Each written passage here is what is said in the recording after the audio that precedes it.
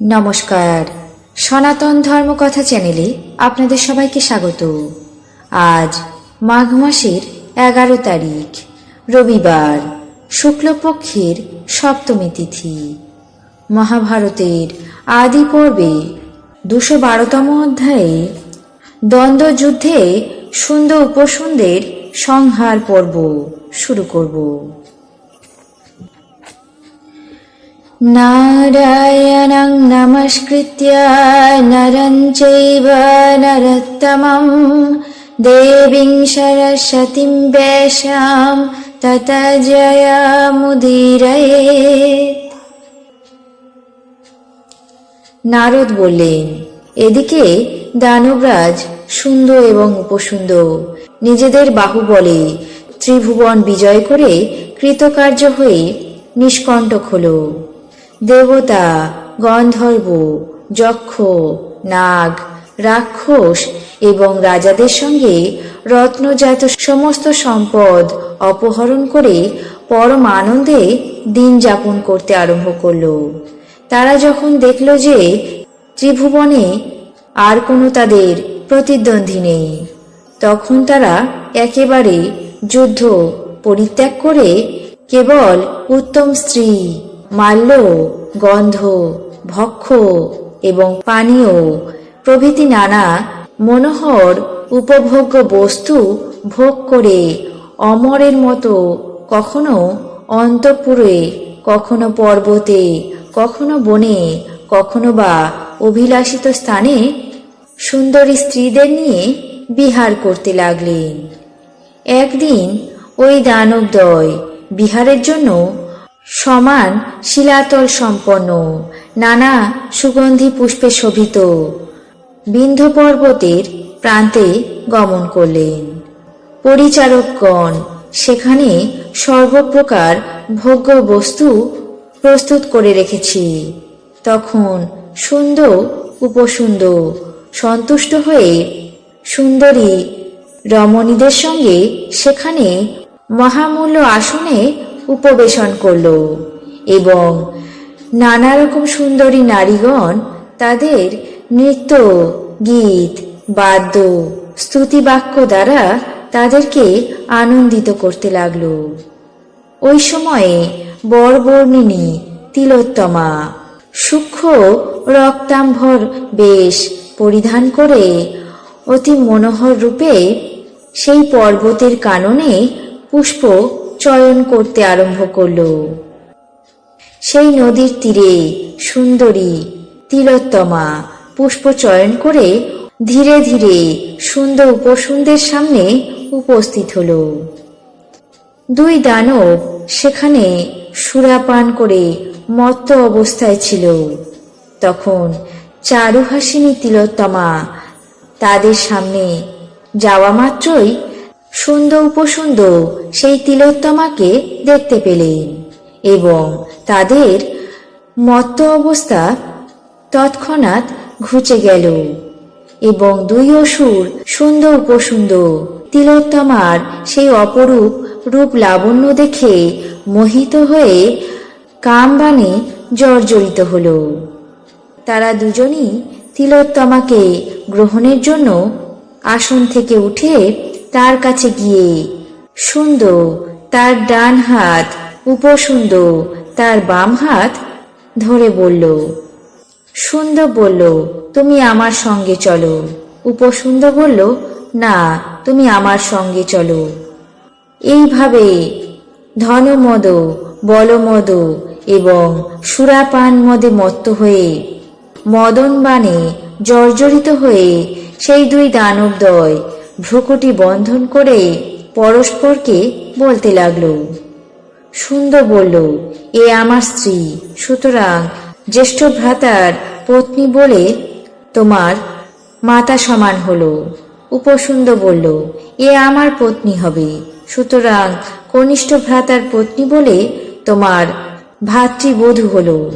এইভাবে এ আমার ভার্যা, তোমার নয়, এ আমার পত্নী, তোমার নয়, এই কথা বারবার বলতে বলতে তারা কামে মোহিত হয়ে চিরপরিচিত সৌভ্রাতৃত্ববোধ এবং সৌহার্দ্য একেবারে জলাঞ্জলি দিয়ে ক্রোধে উন্মত্ত হয়ে ভয়ঙ্কর এক গদা ধারণ করে পরস্পরের মধ্যে যুদ্ধে উদ্যত হল।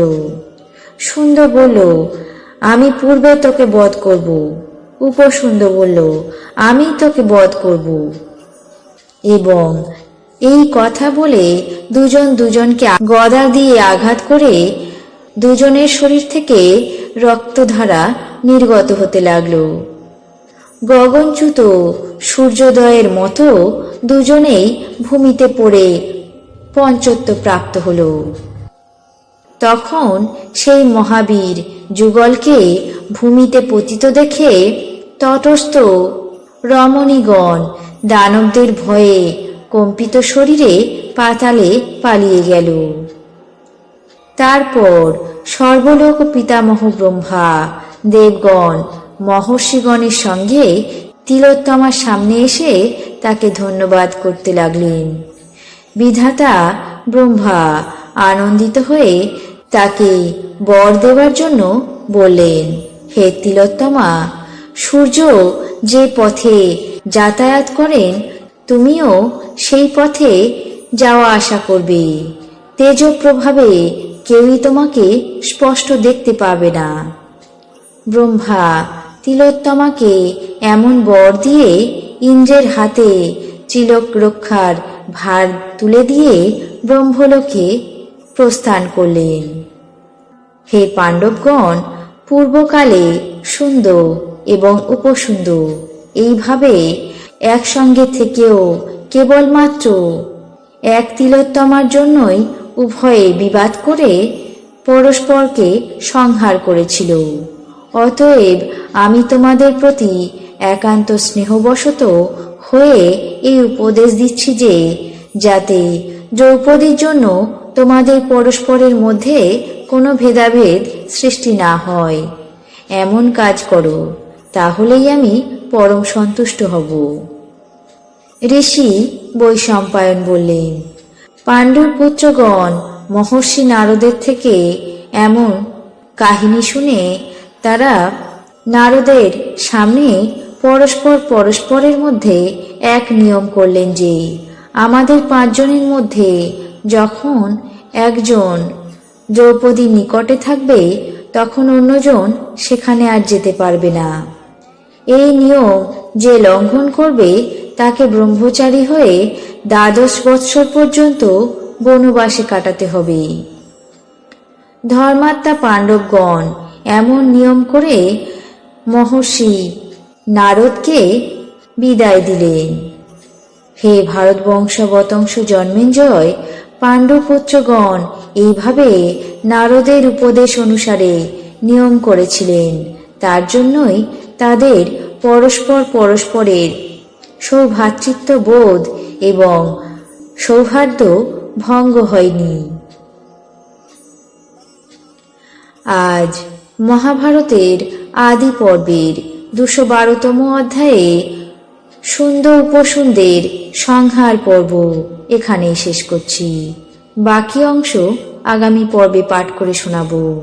এখন জেনে নেব আজকের দিনের 12টি রাশির রাশিফল। মেষ, উদ্দেশ্য সিদ্ধি। বৃষ, নানান বাধা।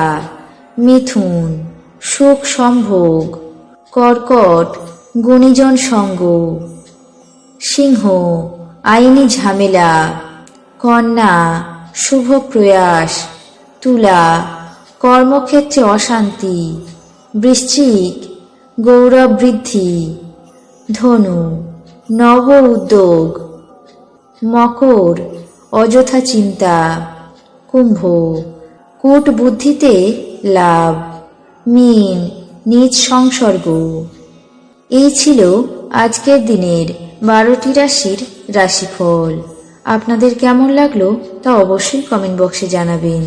চ্যানেলটিকে সাবস্ক্রাইব করবেন, লাইক করবেন, শেয়ার করবেন। ধন্যবাদ।